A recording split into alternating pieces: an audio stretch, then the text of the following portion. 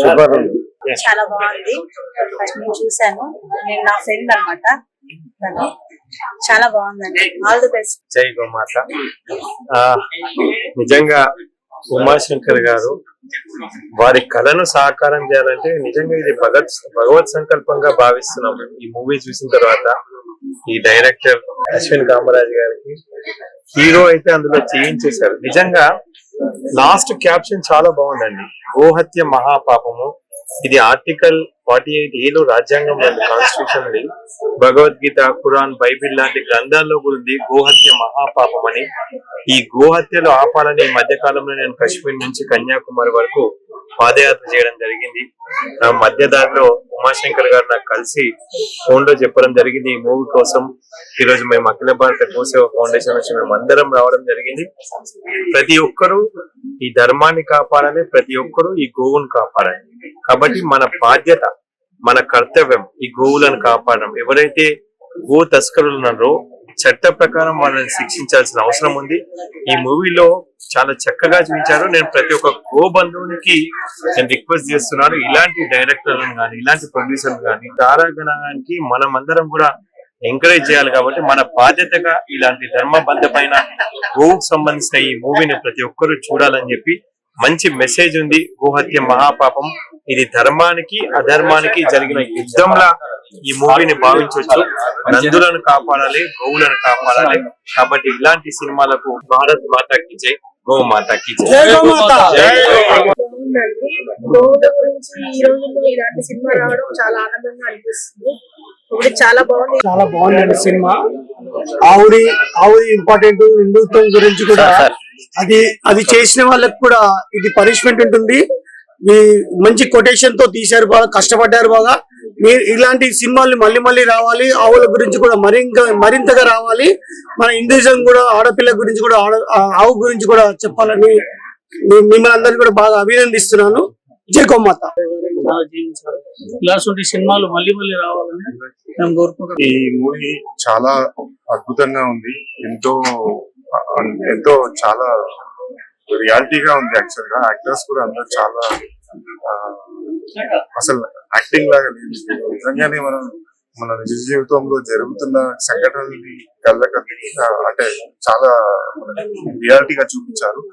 నిజంగా గోవులని ఎవరైతే చంపుతారో, గోవులని అమ్ముకుంటారో వాళ్ళకి తప్పకుండా శిక్ష పడుతుందని ఈ మూవీలో చూపించారు. చాలా బాగుందండి సినిమా. మంచి సబ్జెక్టు. ఇటువంటి సబ్జెక్ట్ లో ఇట్లా గోమాతను రక్షించాలనే థాట్ మంచిగా వచ్చింది. బాగా కష్టపడ్డాడు హీరో గారు. మంచి యాక్టింగ్ చేశారు. అందరూ బాగా కలిసికట్టు బాగా రియాలిటీ అనిపించింది ఫిలిం. ఇటువంటి సినిమాలు బాగా చేయాలి. ముందు గోరక్షగా జరగాలి. గోమాత హత్య అనేది ఉండొద్దు.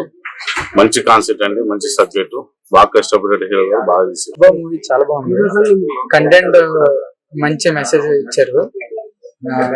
విజువల్స్ ఎక్స్ట్రాడినరీ ఉంది. అంటే రాన్ రస్టిక్ గా విజయ్ అన్న డిఓపి బాగా చూపించారు.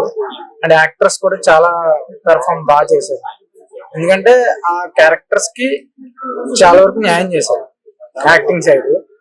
అండ్ మ్యూజిక్ ఎంఎల్ రాజా గారు చాలా బాగా ఇచ్చారు. చాలా ఆ మ్యూజిక్ తో లేపారు, అంటే మూవీని లేపారు. విజువల్స్ గుడ్, ఎక్స్ట్రాడినరీగా స్క్రీన్ లైక్ స్టోరీ నచ్చింది. యాక్టర్స్ అందరూ కూడా చాలా బాగా చేశారు. ఓవరాల్ గా మూవీ మంచి వర్త్ ఉన్న మూవీ. సో అందరూ వాచ్ చేయండి. ఈ వృషభ మూవీ చాలా అద్భుతంగా తీశారు. ఈ మ్యూజిక్ ఎంఎల్ రాజా గారు చాలా చక్కగా ఇచ్చారు మ్యూజిక్. అండ్ కామరాజ్ సార్ చాలా అద్భుతంగా ఏమో అనుకున్నాను కానీ చాలా ఒక ఎక్స్ట్రాడనరీగా స్టోరీని ముందుకు తీసుకెళ్లారు. చాలా అద్భుతంగా ఉంది. మెసేజ్ ఓరియంటెడ్ మూవీ చాలా బాగుంది. మాకైతే చాలా బాగా నచ్చింది. ఈ గోమాత రక్షణ లాగా మస్తు చాలా ఎక్స్ట్రాడినరీ ఉంది. చాలా మంచి కాన్సెప్ట్ అండి సినిమా. ఈ రోజు మన బయట ప్రపంచంలో జరుగుతున్నటువంటి గోవుల మీద ఎస్పెషల్లీ యాక్టింగ్ కానీ ఇతర టెక్నీషియన్స్ కానీ అందులో ఇందులో యుఎస్ విజయ్ నా ఫ్రెండ్ కెమెరామెన్, నాకు చాలా ఆనందంగా ఉంది. చాలా షార్ట్ ఫిల్మ్ చేసాం. ఈ రోజు నా ఫ్రెండ్ చేసిన ఒక ఫిల్మ్ ఇక్కడ థియేటర్ లో చూడడం అనేది నాకు చాలా హ్యాపీగా ఉంది. భయ్యా వృషభ నిజంగా వేరే లెవెల్ కంటెంట్ అనిపించింది.